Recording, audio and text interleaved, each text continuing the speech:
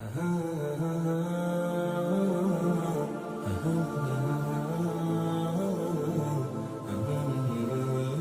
ایک واقعہ بہت زیادہ مشہور ہوا،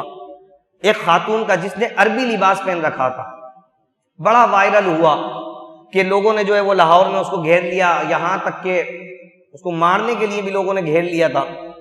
یہ بات درست ہے کہ اس موقع پر جو افراد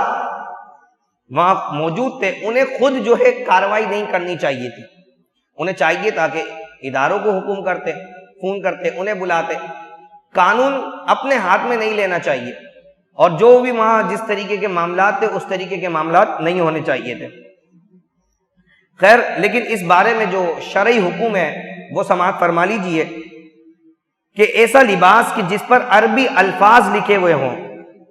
اگرچہ اس میں کوئی حرج نہیں ہے، اگرچہ اس کے اندر ایسے الفاظ جو عربی کے اندر ہوں، قرآنی آیات نہ ہوں، کوئی اور الفاظ لکھے ہوئے ہوں، ایسا لباس پہننے میں کوئی حرج نہیں ہے،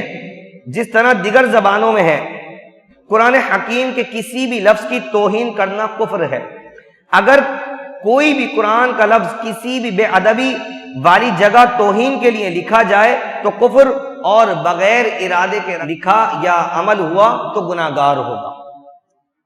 اگر بغیر ارادے کے کوئی اس طریقے کا معاملہ ہوا تو گناہگار ہوگا، اور اگر کوئی جان کر قرآن کی توہین کرے گا تو وہ کفر ہو جائے گی۔ دوسرا، عربی کے وہ الفاظ جو قرآن مجید فرقان حمید کے نہیں ہیں، ٹھیک ہے، عربی کے وہ الفاظ جو قرآن مجید کے نہیں ہیں، البتہ انہیں الفاظ سے قرآنی الفاظ بنتے ہیں اور ان کی تعظیم بھی لازم ہے، اور جو جان بوجھ کر ان کی توہین کرے گا وہ گناہگار ہوگا۔ یہ بھی گناہ کا ذریعہ ہے۔ وہ الفاظ دیکھیں، الف با تا، یہ جو حرف تہجی ہے، یہ حرف تہجی حضرت سیدنا ہود علی نبینا علیہ الصلوۃ والسلام پر نازل ہوئے تھے، جس طرح انبیاء علیہ الصلوۃ والسلام پر کتابیں نازل ہوئی ہیں۔ الف با تا، یہ جو الف سے لے کے یا تک حرف تہجی ہے، یہ حرف تہجی جو اتری ہے عربی کی، یہ سب سے پہلے حضرت سیدنا ہود علی نبینا علیہ الصلوۃ والسلام پر نازل ہوئے تھے۔ تو اب جو الفاظ کسی نبی پر نازل ہوں ان کا ادب ہر مسلمان پر لازم ہے۔ علماء نے تو یہاں تک کہ لکھا کہ اگر کوئی انہی الف تہجی سے بالف با تا دیکھے تو ابو جہل اگر کوئی لکھتا ہے، ابو جہل یا کسی بھی بڑے سے بڑے کافر کا نام کسی کاغذ پر لکھتا ہے تو علماء نے لکھا کہ اس کاغذ پر لکھ کر اس کی توہین کرنے کی بھی اجازت نہیں ہے۔ اگرچہ وہ ابو جہل لکھ رہا ہے، عتبہ لکھ رہا ہے، شیبہ لکھ رہا ہے، وہ کافروں کے نام ہیں،